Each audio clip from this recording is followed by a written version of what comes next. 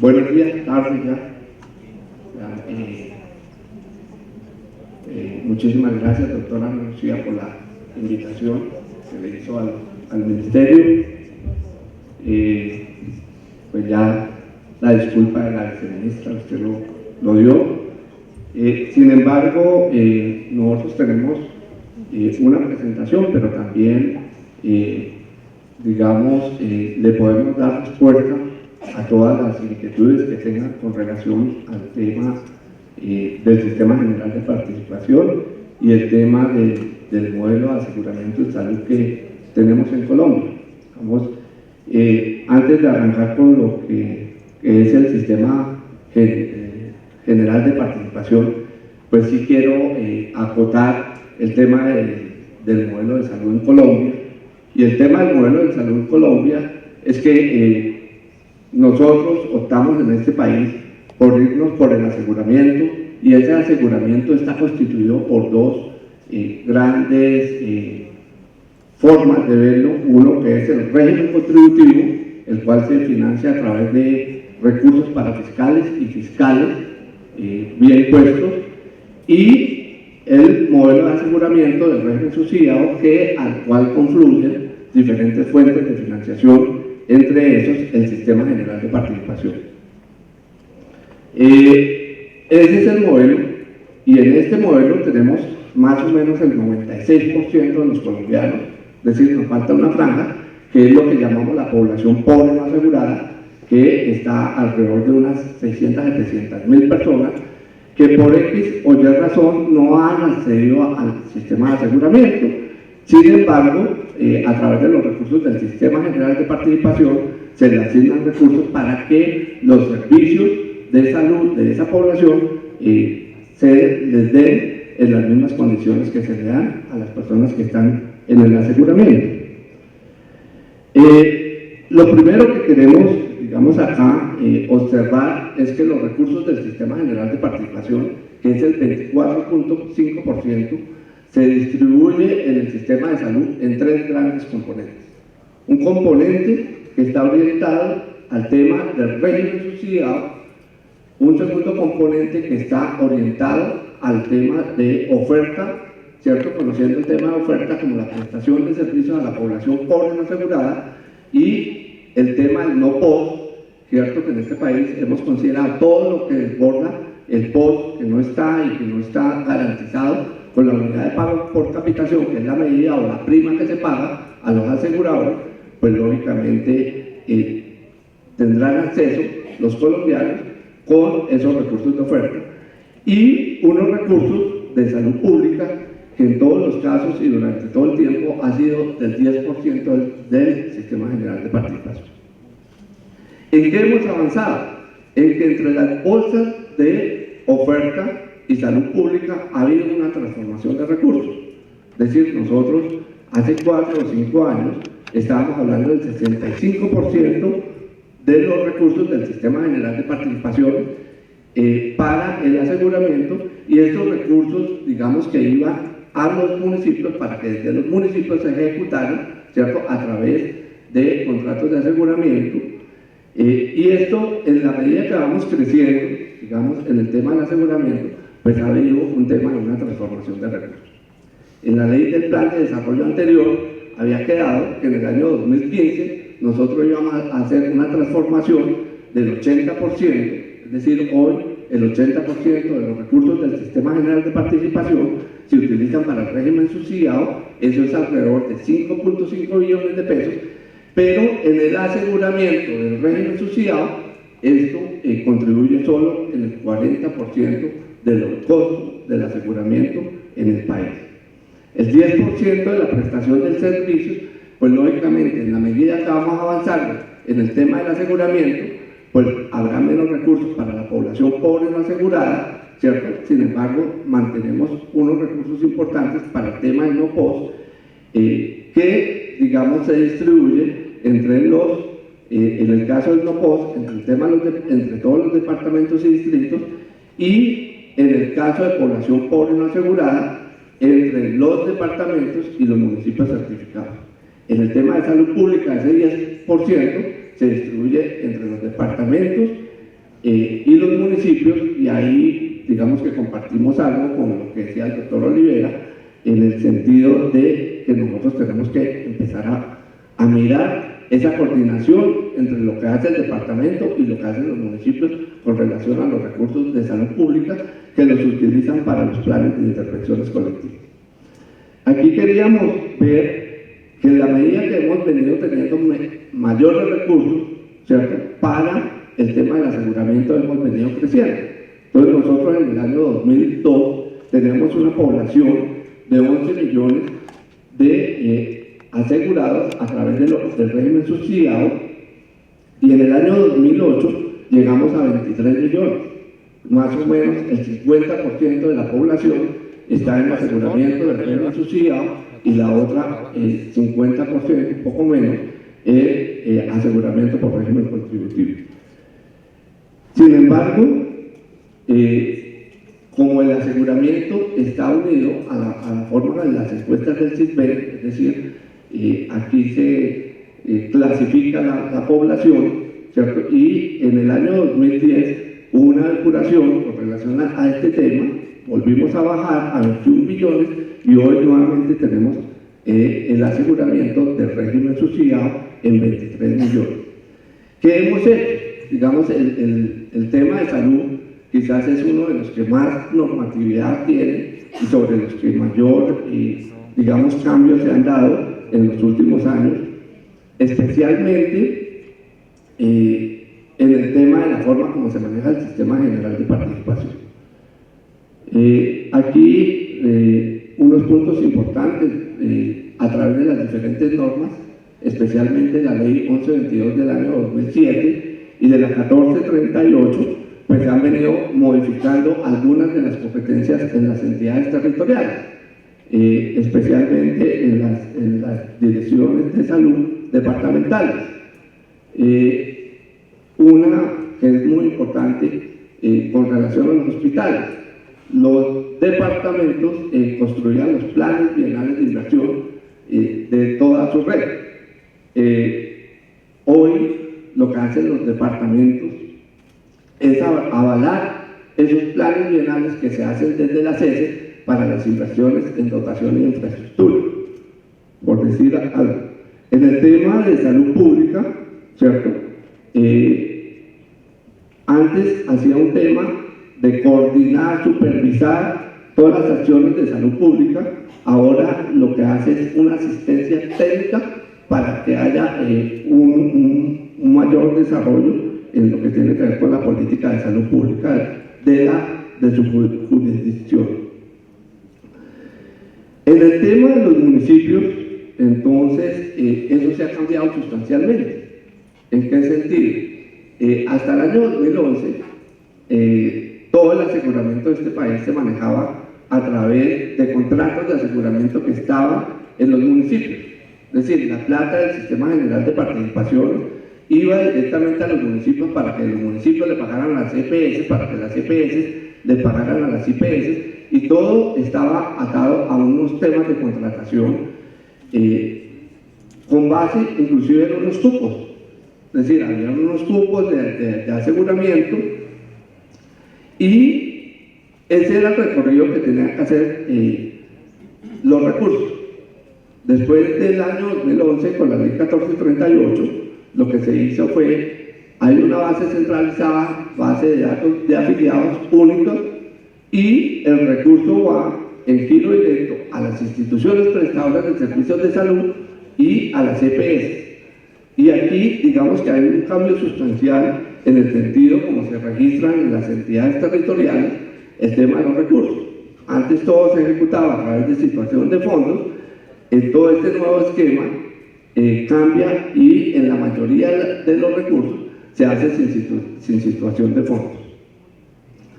Se hace con base en una liquidación mensual de afiliados que se da todos los meses, y todos los municipios, digamos, que tienen que hacer el registro de los recursos que se ejecutan a través del giro directo, y en algunos casos, ¿cierto?, tendrán que pagar una partecita de esa liquidación mensual de afiliados. con relación al Sistema General de Participación, pues todo el recurso se ejecuta, ¿cierto?, desde el nivel nacional a través del mecanismo de giro y compensación que hay. ¿Qué es importante para poder garantizar y lógicamente para que el Sistema General de Participación y todos los recursos en las entidades territoriales funcionen? Entonces, desde el año 2007, ¿cierto?, inclusive desde antes, desde el 2001, con la ley 715, había que establecer unos fondos locales de salud. Y en esos fondos locales de salud se manejaba la totalidad de los recursos. 12, 15 años después, aún hay fondos locales de salud que no funcionan adecuadamente. Entonces nosotros, esos fondos locales de salud, ¿por qué son importantes? Porque a través de estos fondos se va a ver un manejo presupuestal independiente y exclusivo, contable, ¿cierto?, de todos los recursos que se manejan a nivel, bien sea departamental o bien sea municipal. Adicional a eso, nosotros somos los promotores de las cuentas maestras. A partir de la ley 1122, nosotros definimos que todos los recursos, no solo del Sistema General de Participación, sino todos los recursos de los municipios, de oferta, demanda, salud pública, se manejen a través de cuentas maestras.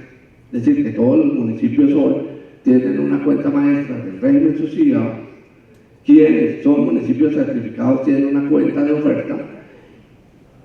Todos tienen una cuenta maestra de otros gastos en salud. Y todos los municipios tienen una cuenta de funcionamiento. En el caso de los departamentos, pues lógicamente hay una cuenta de funcionamiento, una cuenta de oferta y una cuenta de salud pública. ¿Qué permiten las cuentas maestras? Identificar claramente los beneficiarios, registrar a quién se le hacen los giros. Tenemos accesibilidad desde el Ministerio a mirar los movimientos de las cuentas maestras y sabemos cuáles son los saldos que tienen esas cuentas maestras. Fernando decía ahora, efectivamente, por ejemplo, en el tema de oferta, esas cuentas maestras hoy tienen 800.000 millones de pesos que deberían estar utilizándose en el pago a las instituciones prestadoras de servicios de salud para el tema de población pobre no asegurada o a las empresas promotoras de salud en el tema de no pobre. ¿Y por qué es bien importante que paguen? Porque parte de la crisis y de lo que tenemos nosotros es el tema de los flujos de recursos. ¿Qué tenemos adicional en el tema de las cuentas maestras? Que uno no las puede mirar, que tenemos 800.000 millones de pesos, sino que donde tenemos más necesidades o donde hay mayores deudas, que es el departamento de Antioquia, el departamento del Valle del Cauca, ¿cierto?, es donde menos recursos hay para poder garantizar esas deudas que se tienen. En otros departamentos, pues lógicamente han hecho un adecuado uso, un tema muy controlado en el tema de la población pobre no asegurada. Y cuando yo digo un tema controlado es en el sentido de que si yo tengo los recursos para el aseguramiento, pues lo que tienen que hacer es asegurar a la población para liberar recursos, para que las entidades territoriales, pues lógicamente no les toca buscar recursos de otro lado para poder garantizar los gastos que tienen por el tema de población pobre no asegurada.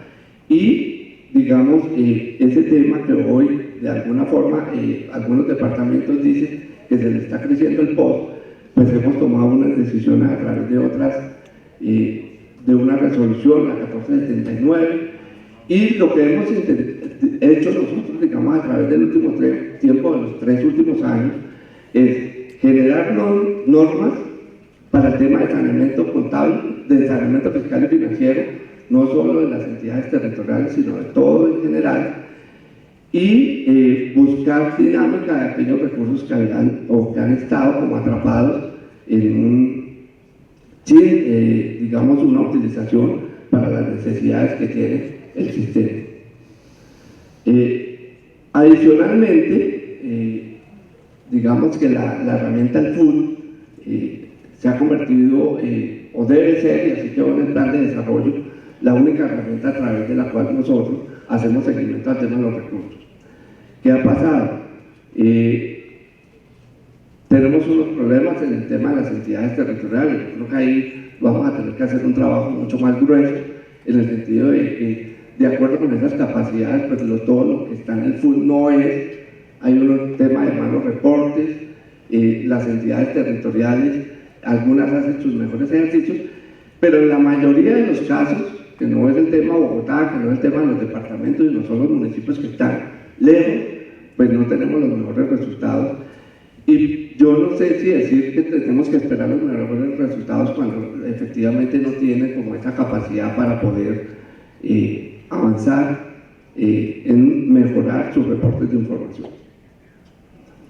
Hemos venido trabajando y vamos a seguir trabajando en un tema que nos parece muy importante, que es la estructuración de los planes financieros territoriales de salud, que lo venimos haciendo con el Ministerio de Hacienda. ¿Y qué es ese? Ese es el mecanismo con el cual las entidades territoriales van a poder medir o equilibrar las fuentes con los usos. Es decir, aquí lo que estamos midiendo es cuáles son todas esas fuentes que tienen las entidades territoriales, incluido el Sistema General de Participación, incluidas las rentas cedidas, incluidas los otros recursos, y que esos recursos, pues lógicamente sus usos se le den. Y lo más importante de todo lo que estamos trabajando es que haya un equilibrio entre esas fuentes y usos, que no es lo que ha habido hasta el momento.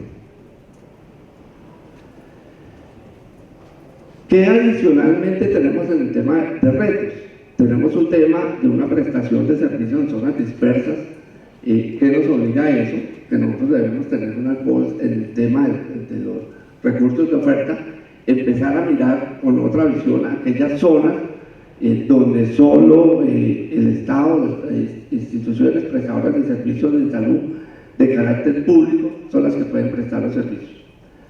Pero no solo prestar los servicios, sino que en esos hospitales que tenemos allá en esas zonas dispersas, de alguna forma tiene que darse un equilibrio, es decir, hay que garantizarles los recursos para que puedan operar, y eso obliga a un tema o una dinámica en lo que tiene que ver con la distribución de los recursos. Y aquí estamos hablando, nosotros ya tenemos un decreto, que es el 2561 del año 2014, fue la primera orientación hacia el tema de las zonas dispersas, que hay que mirarlo con otra visión, y definimos unos condiciones de aplicación, y esas condiciones de aplicación pues lógicamente apuntan hacia los departamentos del Guainí, departamento del Baupés, departamento del Amazonas, donde se puede accesar únicamente por transporte marítimo, fluvial o aéreo, y que lógicamente toca darle otra visión al tema de la prestación de servicios. ¿Eso qué le permite? Utilizar recursos de oferta, ¿cierto?, para poder equilibrar, pero hacia adelante tenemos que mirarlo de otra manera, en el sentido de poder organizar esos recursos de oferta. Propuestas de modificación a la ley 715. Primero pensamos que ese 24.5 no vamos a tener un recurso adicional, quisiéramos tenerlo, pero eso significa que otros sectores tendrían que ceder recursos. Y en el marco de eso, con ese 24.5, lo que nosotros estamos proponiendo es que haya una recomposición de la bolsa de salud en el marco de la ley estatutaria y de la atención de las zonas dispersas. Y aquí miramos el tema de la ley estatutaria, porque se supone que cuando quede reglamentada el tema de la ley estatutaria, lo único que vamos a tener es unas exclusiones, y digamos que no vamos a necesitar mayor recurso en el tema del no post, aunque siempre necesitaremos recursos, pero sí darle una visión al tema de las zonas dispersas. Tenemos que fortalecer el seguimiento de los municipios y distritos, ¿cierto?, a través del régimen subsidiado. Nosotros pensamos que ese cambio que se hizo de ya no mandarle la plata a los municipios, pues prácticamente quedaron como sin dientes para poder hacer un seguimiento al tema de la población. También tenemos que en los recursos de oferta hay unos recursos con los cuales hoy se garantiza el tema de los aportes patronales. Nosotros pensamos que ese suena duro, pero nosotros ya debemos estar pensando en la eliminación de aportes patronales, y las heces deben ser suficientes para garantizar su gasto, entre eso todo lo que tiene que ver con sus parafiscales. También pensamos que debemos redefinir los porcentajes de distribución en prestación de servicios entre departamentos y municipios. Fernando proponía un tema de, si ya estamos llegando al tema del aseguramiento, si la responsabilidad está en el departamento, pues esos municipios certificados que hoy tienen aseguramiento total no deberían recibir esos recursos. Eso debe estar dentro de la coherencia de la universalidad y el tema del no post. Un fortalecimiento de las redes integrales de prestación de servicios, eso quedó en la ley del plan de este nuevo esquema, y lo que tenemos que hacer es avanzar en el tema de ese fortalecimiento de redes para poder garantizar los servicios de salud. Definir y actualizar las competencias de las entidades territoriales en materia de salud pública. Nosotros pensamos que en eso debe haber una orientación mucho más clara de coordinación entre las entidades del orden municipal y las del orden departamental. Hoy hay un cortocircuito, y más que un cortocircuito, hay no una ejecución de recursos en lo que tiene que ver con el tema de salud pública. Finalmente, la ley 715 establece una distribución a través del artículo, de uno de sus artículos, y yo creo que después de 15 años nosotros tenemos que modificar esa distribución de tal forma que los recursos lleguen donde tengan las necesidades.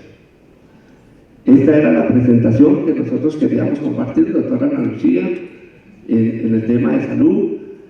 Compartir que hay que hacer varios cambios, que el tema de salud es el más dinámico, en lo que, digamos, yo sé que todos los sectores tienen dinámica, nosotros tenemos una especial, y lógicamente en este momento pues estamos mirando que tenemos que tener dos visiones: una de cómo es que debemos nosotros ver hacia adelante, y la segunda es cómo ver para sanear lo que está hacia atrás. Eso es un tema, y yo creo que con esta presentación, doctora Ana Lucía, pues queríamos dejar lo que ve el sistema de salud con relación al sistema general de participación.